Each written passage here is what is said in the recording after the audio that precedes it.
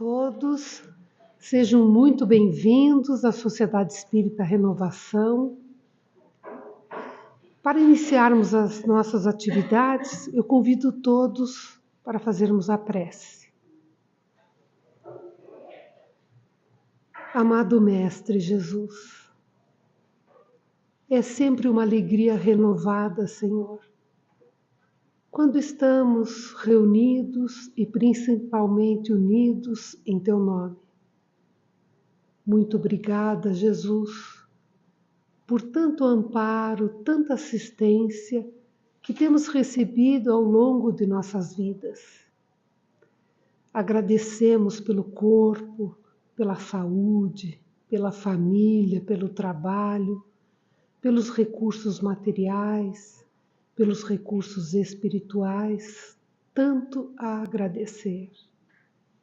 E somos gratos também, Senhor, pelos momentos difíceis, pelas vicissitudes, pelos reveses, porque hoje compreendemos, dentro da lei da reencarnação, que cada um passa por aquilo que precisa, por aquilo que necessita para seu aprendizado individual. Muito obrigada, Senhor, pelas dificuldades. Queremos aproveitar desse instante, Senhor, pedir por nós, por nossos familiares, mas pedir também pela nossa humanidade, pelos dirigentes dos países, pelas pessoas que precisam e necessitam do Teu amparo, para que possam receber as nossas vibrações de carinho, de paz, de amor. Obrigada, Jesus, por tantas bênçãos. Sê conosco essa noite, Senhor, que assim seja. Essa noite teremos a palestra da nossa amiga Adriana Martins. A Adriana é advogada na sua vida profissional e professora de Direito, mas principalmente uma excelente trabalhadora. Há 29 anos ela labuta aqui na nossa casa. Ela foi confiscada lá da SEF de Niterói, da Sociedade Espírita Fraternidade, e participa aqui conosco em todas as atividades doutrinárias, seja como palestra, nos grupos de estudo, no passe, no diálogo fraterno, uma trabalhadora para toda hora.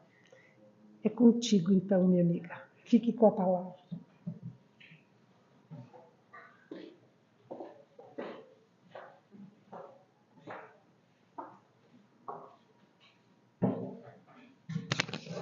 Muito bem, muito boa noite a todos e todas. É com muito carinho que estamos aqui nessa casa que nos acolhe há tanto tempo, né, minha amiga Marie? E eu me lembro que eu vim já com um dos filhos na barriga, filho do meio, Lucas, e viemos de Niterói para cá e fomos acolhidos de uma maneira maravilhosa. Então recebam, né, todos os companheiros da nossa casa, companheiras da nossa casa, a nossa gratidão.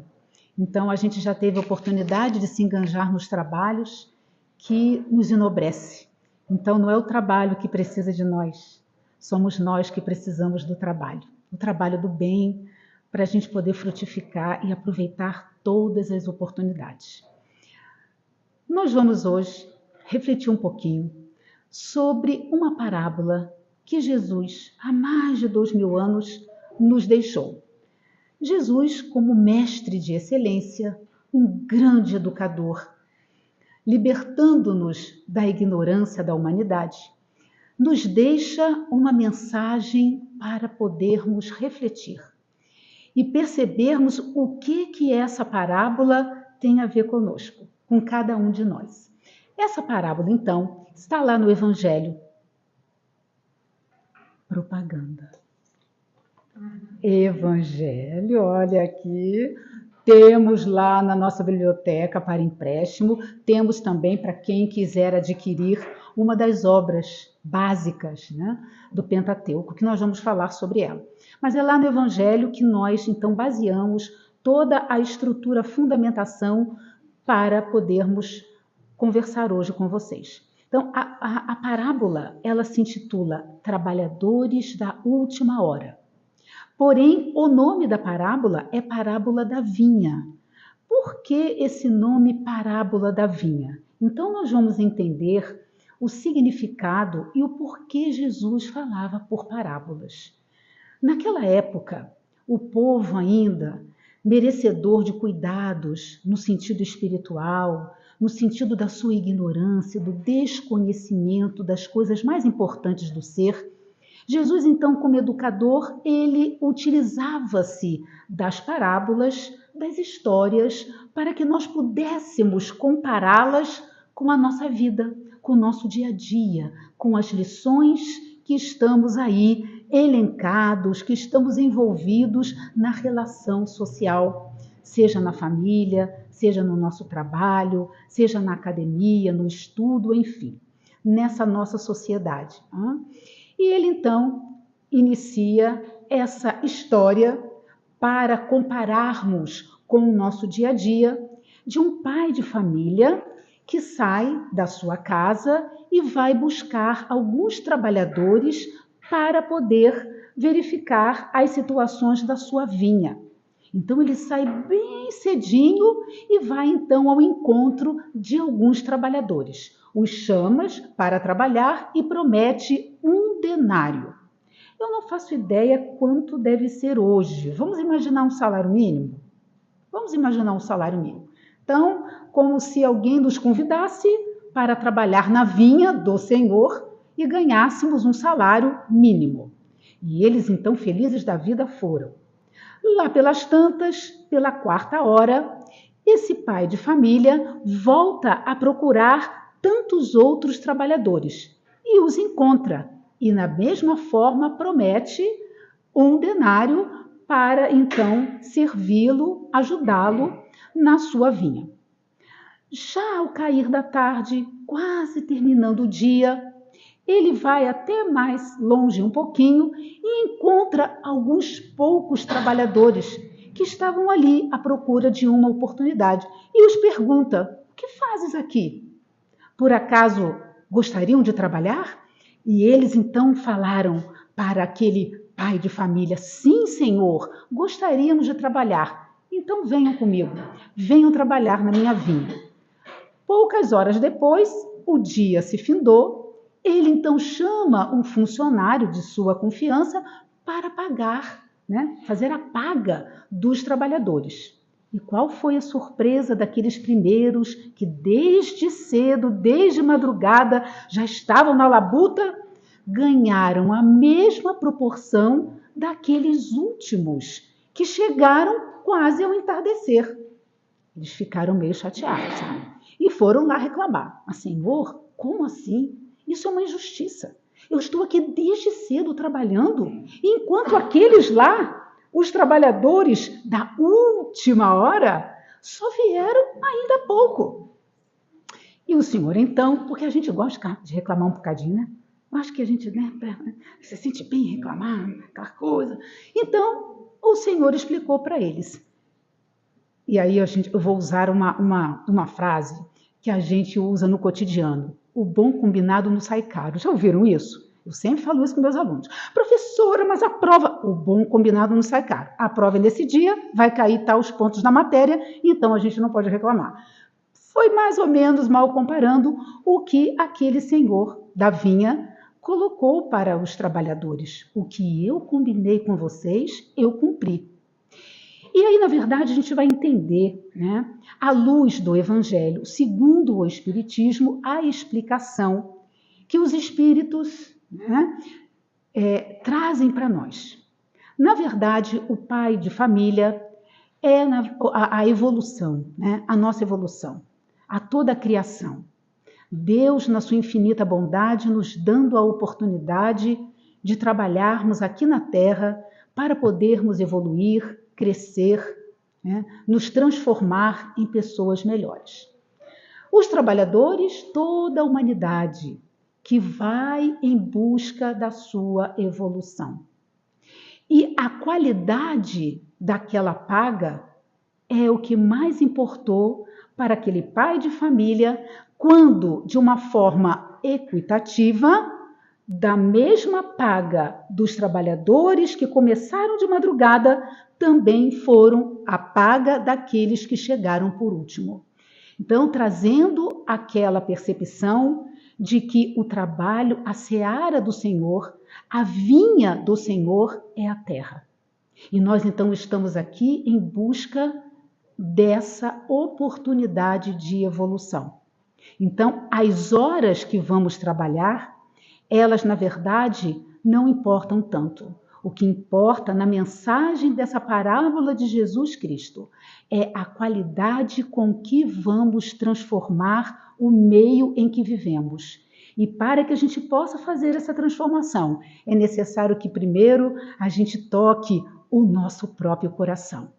O que eu preciso fazer para dar qualidade, para dar virtude a todas as situações que eu estou envolta na minha vida social, na oportunidade que eu tenho de estar aqui na Terra, aproveitando a encarnação, com pessoas da nossa família, que muitas vezes a gente tem umas rusgas, tem uma coisinha, mas são aquelas que a gente precisa estar para poder crescer e evoluir.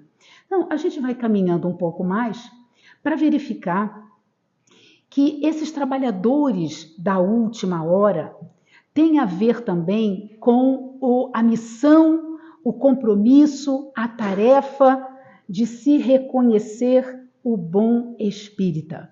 Então, nesse capítulo 20 do Evangelho, traz ali a mensagem de que o Espiritismo, como a terceira revelação, ela tem o tríplice aspecto da religião, a religação com Deus, o aspecto filosófico, para a gente poder entender por que eu estou aqui, da onde que eu vim, o que eu estou fazendo aqui na Terra, e será que eu vou para algum outro lugar depois que o meu corpo esmorecer? Aspecto filosófico. E o terceiro aspecto, o aspecto científico, demonstrando que, inclusive, todos os feitos de Jesus, todas as suas curas, foi um processo fluídico, em que uma das obras da codificação, a Gênese, vai explicar a força do pensamento manipulando os fluidos. E lá no Evangelho, na parte primeira, diz então Kardec que a verdade que traz o cógnito, a razão, ela deve enfrentar face a face em todas as épocas da humanidade. Então, é trazer a explicação de toda esses fenômenos que antes aconteciam e que a gente achava que era milagre. Nossa, mas é um milagre. E vem então a doutrina espírita, numa terceira revelação, explicar que esses milagres eles têm como proceder. Então fica a nossa pergunta, né? Como reconhecer o bom espírita? Como saber se nós estamos fazendo a tarefa de casa? Então, continuamos lá no Evangelho, no capítulo 20, quando então o Espírito Erasmo nos traz essa lição. Reconhecê-lo-eis pelos princípios da verdadeira caridade. Caridade, o amor em ação, que eles ensinarão e praticarão. Portanto, é através da caridade que nós vamos então encontrar um caminho que vai nos libertar das algemas de algo que muitas das vezes praticamos lá no passado e que nesta presente encarnação não nos lembramos, e ainda bem que não. Faz ideia se a gente vai se lembrar de tudo que a gente fez assim, meio complicadinho na encarnação passada. Então é bom que a gente se esqueça. É um esquecimento bom para a gente poder ter a chance da renovação. Então é através da caridade, esse amor em ação, que vamos construindo, que vamos aprendendo a nos reconhecer como agentes transformadores de algo que antes não era bom e que agora a gente transforma em algo belo, em algo positivo, em algo solidário. Também vamos ser reconhecidos pelo número de aflitos a que levamos consolo. Então, essa palavra aflitos nos aflige. E aí eu faço uma provocação a vocês. Será que conseguimos ser felizes sofrendo, tendo aflições?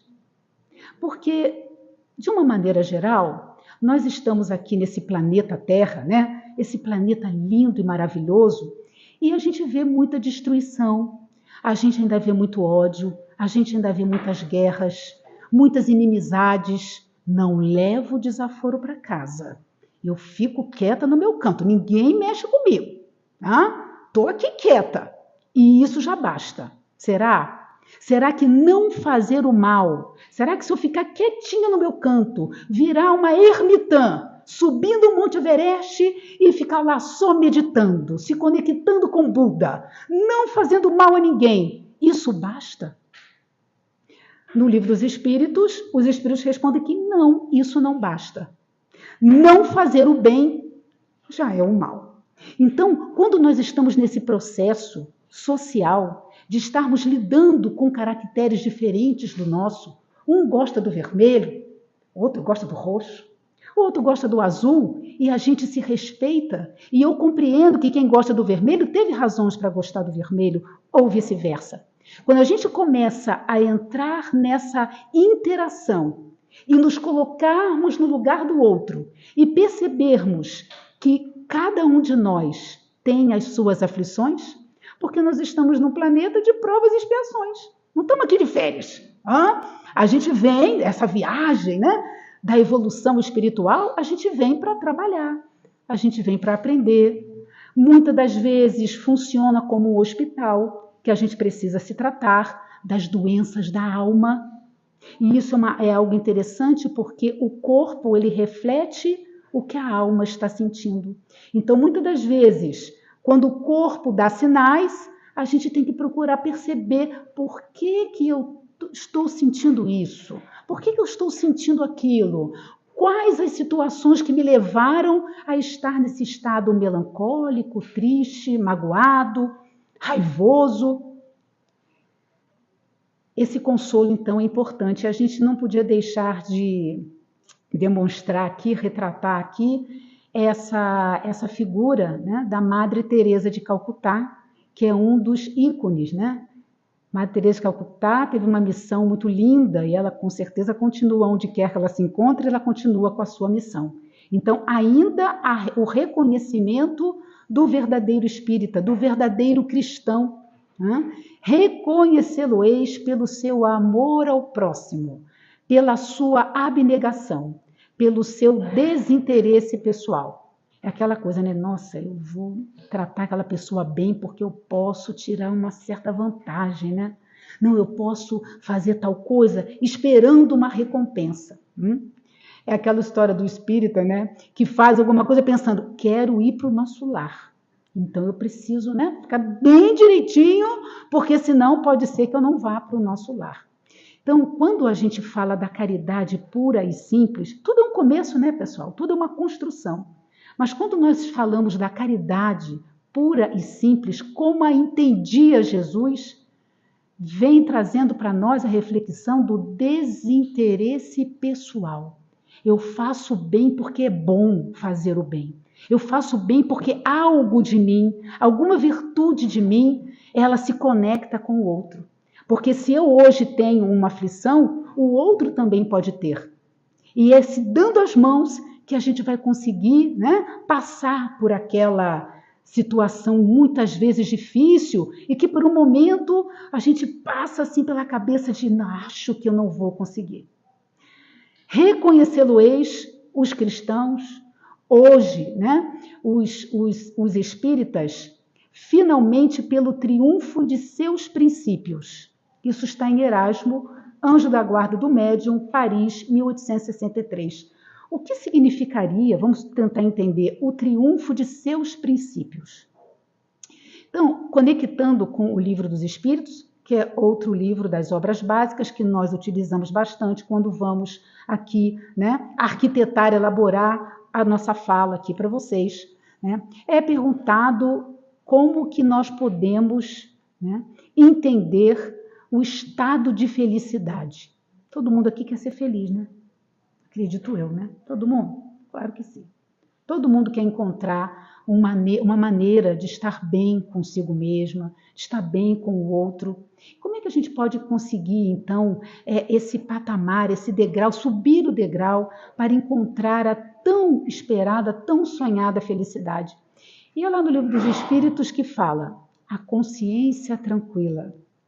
Consciência tranquila do dever bem cumprido e a certeza de que nós vamos, então, encontrar esse alento quando nós estivermos realizando a nossa boa tarefa de casa. Fazer aos outros, né, o que gostaríamos que os outros nos fizessem.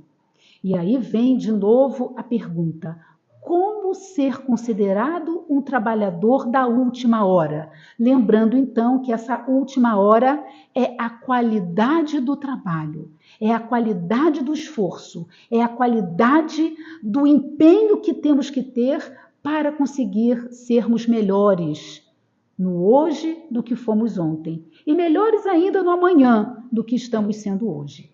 Então, dessa forma, a gente permeia em duas situações: atitude e comportamento. Atitude e comportamento.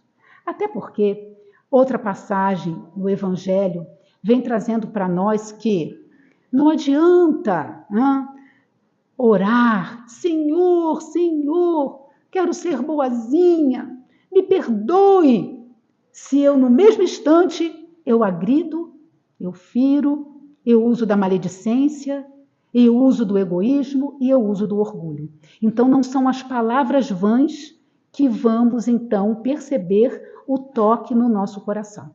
É algo que tem que ser transformador primeiro dentro de nós, até porque a evolução é individual e intransferível. Por isso que o trabalhador da última hora realiza o seu trabalho movido pela qualidade. Ou seja, vamos então fazer a leitura caridade. A caridade é aquela situação que você faz desinteressadamente, sem nenhuma situação de pensar, vou levar alguma vantagem. Então, diante disso, possui, portanto, algumas condições. Unidos venceremos. Eu coloquei os bracinhos todos aqui de mão dada, porque sozinho é muito difícil. Mas se nós tivermos vários que estão na mesma sintonia que nós, fica tão fácil levar aí as dificuldades. Então, a primeira propositura é a constância. Então, o verdadeiro espírita, aquele que quer se transformar para verificar, então, uma vida mais feliz, assume o compromisso das suas tarefas e não desiste mesmo diante das aflições. Lembremos do nosso Chico Xavier. Chico Xavier, todo mundo sabe, que também foi um ícone, né, de exemplo para a humanidade. E lá numa situação, muitos anos, ele estava sofrendo muitas críticas. Houve lá um jornalista que realmente acabou com o seu trabalho. O enganou, o ludibriou, e ele ficou muito triste, muito magoado. Então, ele pede ajuda ao seu guia espiritual, Emmanuel. E então, Emmanuel traz um recadinho. Adivinha de quem? Vocês são bons em acertar assim as coisas? Adivinha quem que Emmanuel traz o recadinho? Nada mais, nada menos que Maria Santíssima. E o recado que fica registrado para a humanidade, ela diz: tudo passa. Tudo passa. Então, essas aflições que hoje, porventura, nós estamos aí a caminho, isto também passará. Essa passagem de Maria Santíssima, ela encontra-se na Boa Nova, capítulo 28. E lá na Boa Nova nos conta Humberto de Campos que quando os cristãos estavam já prestes a serem, né, jogados na arena para o sacrifício, porque à época quem não negasse o Cristo era sacrificado. Então os cristãos, mesmo com aquela fé, estavam com medo daquela hora do testemunho. E então, um deles tem a intuição, né? Maria, estando lá, os envolvendo espiritualmente, um deles tem a intuição de cantar. E quando eles estavam já na fila, acorrentados para serem devorados pelos leões, famintos há vários dias, eles começam a cantar. E aquela canção vai enchendo-os de esperança, de conforto, de fé, acreditando que o corpo é apenas a vestimenta temporária do espírito. O espírito é imortal. E nós estamos aqui numa pequena passagem. Então, se nós nos apegarmos às aflições e pensarmos que aquela aflição nunca vai ter fim, que aquela aflição, joguei pedra na cruz, por que o meu vizinho tanto ri, está lá com um carro bonitão, não tem dívida no banco, está tudo lá bonito e eu estou aqui. Aflições de qualquer forma, seja a doença do corpo físico, seja as necessidades financeiras, seja os problemas familiares, cada um passa por aquilo que é necessário para a sua evolução. E se nós começarmos a entender isso, a nos transformarmos, a entender que as causas das aflições, elas tanto podem se dar nesta encarnação, com as nossas próprias escolhas ou em vidas passadas, o fardo será mais leve e o jugo será suave, porque nós vamos ter a força da fé que Jesus está conosco. Deus está no leme. E por incrível que pareça, na mensagem do capítulo de Humberto de Campos, quando os cristãos entram na arena e começa aquele circo dos horrores, conta-se no capítulo que eles não sentem dor. Eles foram anestesiados espiritualmente. Então, lembramos de uma outra passagem. O Evangelho é muito rico de tantas lições.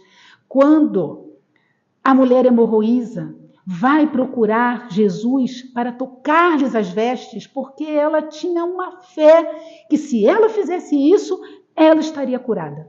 De uma hemorragia que durou anos. Ela gastou todos os recursos financeiros, procurou todos os lugares e não encontrou a sua cura. E ao encontro com Jesus, quando ela toca-lhe as vestes, o sangue para. E Jesus então diz: alguma virtude saiu de mim. Mestre, mas tem tanta gente aqui, como assim? Alguma virtude saiu de mim. Por quê? Ela se conectou com a energia de Jesus. Então, e ele diz: mulher, a sua fé te curou. Então, quando nós pensamos nessas aflições, nós temos então também outra proposta, né, do Espírito Erasmo, o desinteresse. Então, esse desinteressar para fazer a caridade com o coração, sem verificar que o salário vai cair na conta ou não, é aquele benefício pessoal que a virtude sai de você. Então, a caridade é aquele desprendimento desinteressado. E, claro, a boa vontade, né? Que é o devotamento grato pela missão que nos foi confiada. De novo, lembremos do Chico Xavier, quando ele também, nas suas lições com Emmanuel, né? Emmanuel começa a prepará-lo para a grande tarefa que nos deixou o legado para a humanidade. Ele então pergunta para Emmanuel, o guia espiritual: Emmanuel, então o que eu tenho que fazer? Emmanuel fala para ele a primeira lição. Lembra o que é? Alguém lembra? Disciplina. Disciplina? Ok. A segunda, são 3, né? Disciplina. De novo? Sim, de novo. E a terceira? Ele achando que ia ser algo diferente. Disciplina. Então, essa mudança não acontece de uma hora para outra. É uma construção. Então, tudo que vai nos modificar vai exigir de nós um esforço, uma boa vontade, a dedicação, unindo forças para que, naquela parábola dos trabalhadores, possamos, então, fazer da vinha do Cristo, que é a oportunidade que temos enquanto estamos encarnados, de nós acertarmos o passo, de nós fazermos a coisa certa, fazermos a coisa acontecer. E por isso, quando Jesus percebe que está chegando a hora do seu testemunho e que ele terá que partir, ele reúne os discípulos na última ceia, lava os pés de todos eles num ato de humildade. Pedro: não, Jesus, como você vai lavar meus pés? Eu que tenho que lavar. E Jesus fala: Pedro, deverá se cumprir a profecia. Ele lava o pé dos discípulos e promete: eu me vou, mas eu deixarei um consolador prometido, que ficará dentre vós e permanecerá convosco. Então, nós temos aqui uma reflexão importante para fazer. Então, a humanidade, ela recebeu 3 grandes revelações. A primeira delas foi Moisés, com a ideia do Deus único, com a ideia da justiça. Ele veio preparar o caminho para Jesus, para o Cristo, que marcou o tempo da humanidade, antes dele e depois dele, antes de Cristo e depois de Cristo. E foi nessa preparação que Jesus então promete que deixaria um consolador prometido. E deixou. Quando então acontece as situações em que conseguimos visualizar como a terceira revelação. Então a gente começa a entender que bem-aventurados os aflitos, pois que serão consolados. Consolados como? Pode alguém então sentir-se feliz em sofrer num ambiente de brigas, de confusão, de discórdia, de sofrimento? Então, o Espiritismo, como a terceira revelação, vem realizar o que Jesus disse do Consolador prometido. Então, que a gente possa perceber que a primeira revelação, demarcada com Moisés, veio na figura de Moisés. A segunda revelação, figura de Jesus, o cristianismo. E a terceira revelação, veio com a figura de alguém? Não. Então, o Espiritismo é a doutrina dos espíritos.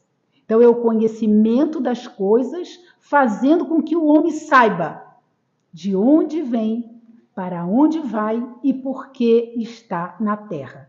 Para brincar, a gente já sabe que não é. E nem para ficar rindo e achando tudo graça em todas as coisas.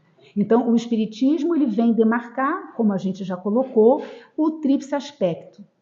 Então, é um conjunto de princípios e leis revelados pelos espíritos superiores.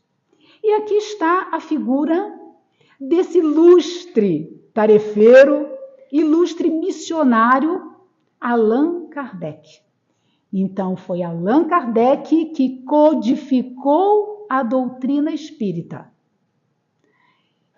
E qual a sua missão? Foi uma baita missão, vamos combinar, né? Então, o nome dele não era Allan Kardec, era um pseudônimo.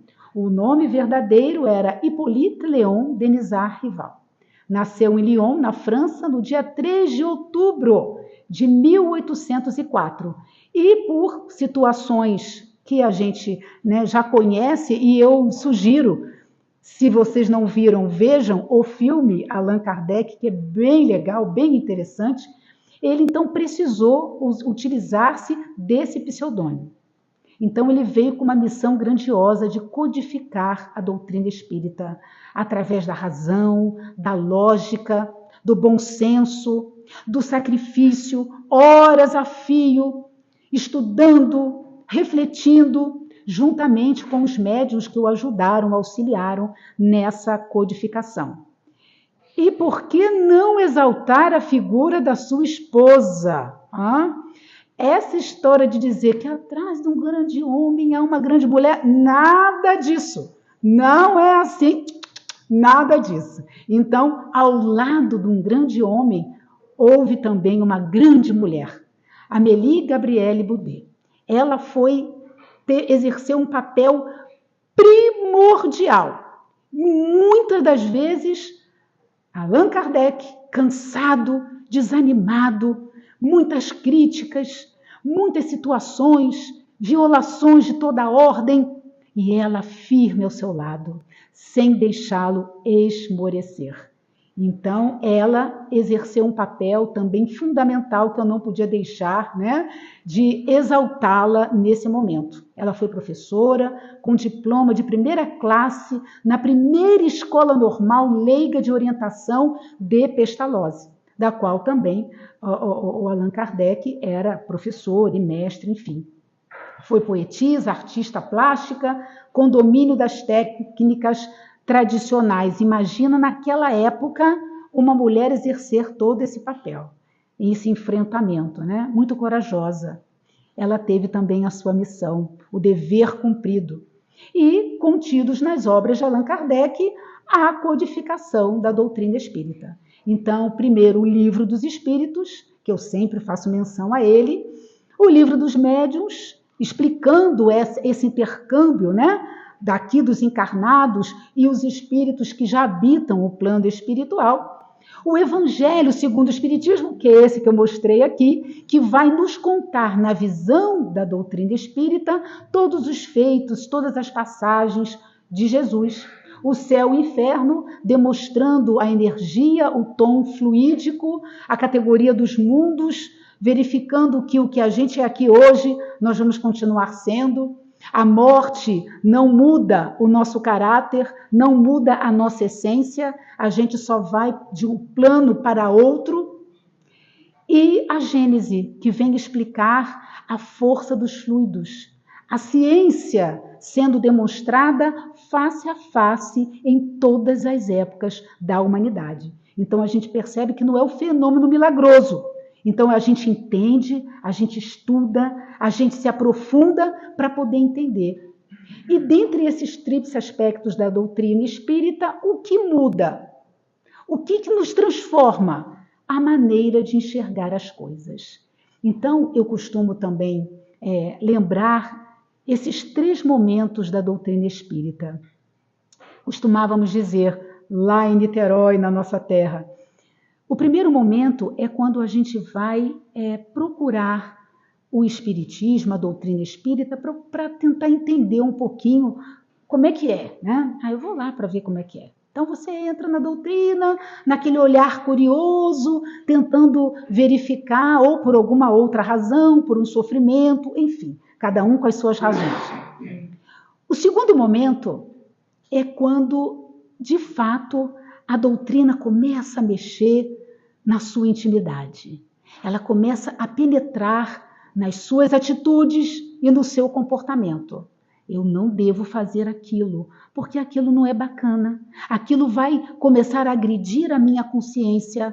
Eu vou procurar não fazer aos outros o que eu não gostaria que os outros me fizessem. Então, é a doutrina penetrando na minha intimidade, mudando o meu olhar. O que muda? O meu olhar de ver as coisas.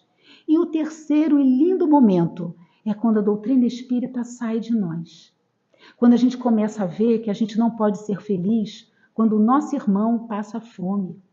A gente não pode ser feliz quando a gente olha para o lado e vê as aflições horrorosas em que a humanidade passa. Então eu começo a ser um agente transformador para transformar as situações que estão em minha volta. Lembramos também, adoro, Francisco de Assis, né? Qual a sua missão? Francisco de Assis, na verdade, foi um ícone. Ele teve uma juventude irrequieta e equivocada. Voltou-se para uma vida religiosa de completa pobreza. A família dele tinha muitos bens, muitos recursos, e ele abdicou daquilo tudo, né? Fundando a ordem medicante dos frades menores, mais conhecido como os franciscanos. E ele deixa para nós um legado muito importante, a oração de São Francisco. Então a gente percebe que se nós vamos construir um mundo melhor, se a gente quer um mundo melhor, e a gente está envolto ainda em muitas aflições, em muitos sofrimentos, e se a gente quer mudar esse quadro, tem que partir de nós. Porque o essencial, já dizia Exupéry no Pequeno Príncipe, é invisível aos olhos. Então, muitas das coisas importantes nós não podemos tocar, mas a gente sabe que ela existe. Tal qual o passe.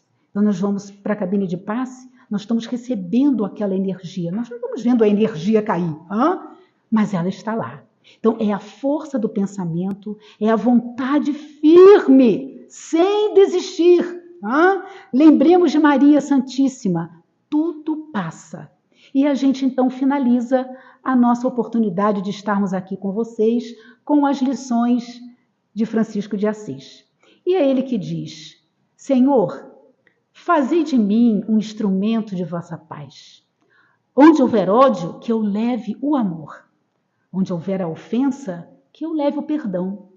Onde houver a discórdia, que eu leve a união. Onde houver dúvida, que eu leve a fé. Onde houver erro, equívocos, que eu leve a verdade. Onde houver o desespero, a aflição, que eu leve a esperança. Onde houver a tristeza, que eu leve a alegria. Onde houver trevas, que eu leve a luz. Mestre, fazei que eu procure mais. Consolar que ser consolado. Compreender do que ser compreendido. Amar, e é só amando que a gente vai ser amado, pois é dando que se recebe, e é perdoando que se é perdoado. E por fim, é morrendo que se vive para a vida eterna.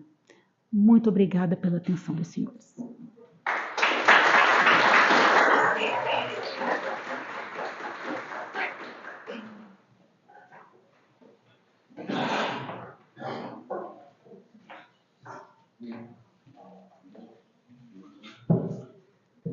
Muito obrigada, minha amiga, por essas reflexões.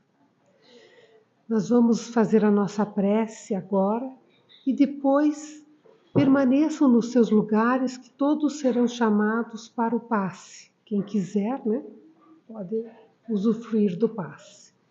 Vamos orar então. Senhor Jesus, agradecidos pelas reflexões da noite, queremos aproveitar desse instante, Senhor,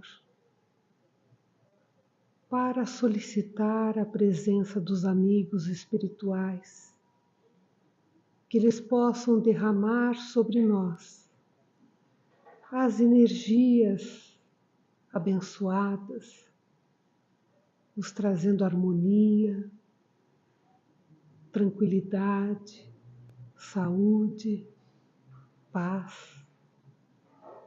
E permita, Mestre, que essas energias, chegando até nós, possamos levá-las conosco, compartilhando com aqueles que nos aguardam em nossos lares, oferecendo dessa paz também para aqueles que trabalham conosco no dia a dia, na vida profissional, para aqueles que encontrarmos nas situações mais inusitadas no mercado, na farmácia, na rua, que possamos ser aqueles que possam ser lembrados por muito nos amarmos, por sermos pessoas que transmitem coisas boas.